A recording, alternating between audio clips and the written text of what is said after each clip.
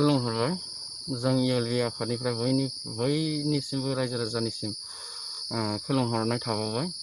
मैयासो जानानै थांदों बे जाथाया जोंखौ लानानै बुंबाय थादो, नाथाय बे सानै गथ'आ जोंनि ELV आफादनि सोद्रोमा नङा, जों क्लियार होयो।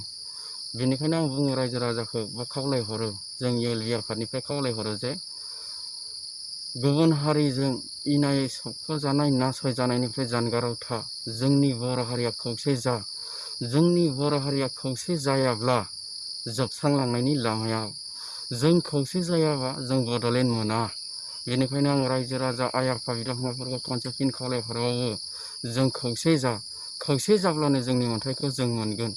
आरो मैयानि जेनाखि इनाय अयथासारै आसाम पुलिसा गावथारदों, बिनि दायनिगिरिखौ जों बिटिआर सरकारखौ बुंनो हायो बा जों सोंखारियो। नोंसोर जुदि बर' हारिनि थाखाय बा बर' जातिनि थाखाय नोंसोर जुदि मोजां खामानि मावदोंब्ला, बे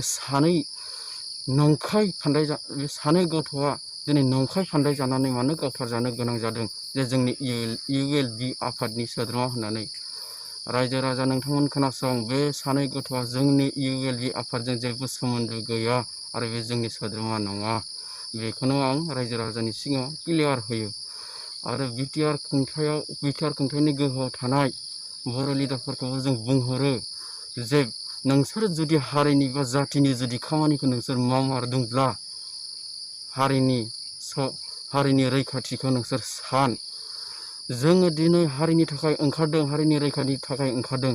जों रावखौबो नासया, रावखौबो मुगैया। नाथाय नोंसोर बेबायदि जुदि बिटिआर खुंथाय गोहोआव थानानै इनाय अयथासार जुदि खालामबाय थायोब्ला, जों नोंसोरखौबो माबा मोनसे गोख्रों खालामनो थाखाय बा मावनो थाखाय लामाखौ लानाय जागोन। दा बेखौनो आं बुङो जे दिनै आसाम पुलिसफोरा जोंनि माबायाव बिटिआराव फैनानै बर'नि जायगायाव फैनानै मानो बेफोरबायदि गावबागाव गोहोखौ बाहायनो मोन्दों, बेफोर गासिबो जोंनि बर' लिडारफोरनि राजनितियारि दोलोआव थानायफोरनि गोरोन्थि।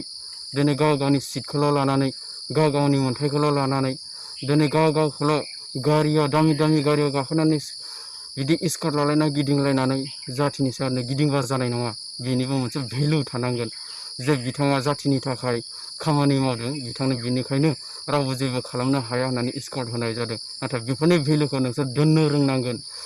जोङो नोंसोरखौ दुखु मोना, जातिनि थाखाय खामानि माव, हारिनि थाखाय खामानि माव। नोंसोर राजनितियाव थायो ना महाय थायो नोंसोर खामानि माव, नाथाय हारिनि थाखाय खामानि माव।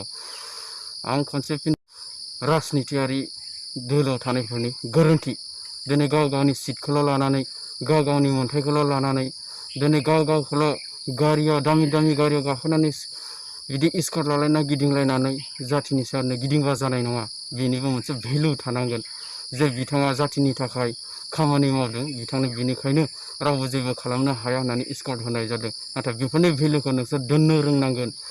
जोङो नोंसोरखौ दुखु मोना, जातिनि थाखाय खामानि माव, हारिनि थाखाय खामानि माव। नोंसोर राजनितियाव थायो ना महाय थायो नोंसोर खामानि माव, नाथाय हारिनि थाखाय खामानि माव। आं खनसे फिन बुङो, जोंनि ELV आफादा फावसायनानै थाया।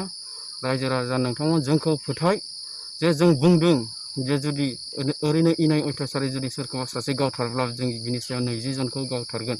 नाथाय जों बेखौबो मावगोन। सम आरो बोथोरखौ रायजो राजाया नेनानै था। जों ELV आफादनि मावनायखौ नुलांनो मोनगोन। जय बर' हारिनि जय, जय बर' हारिनि जय, जय बर' हारिनि जय।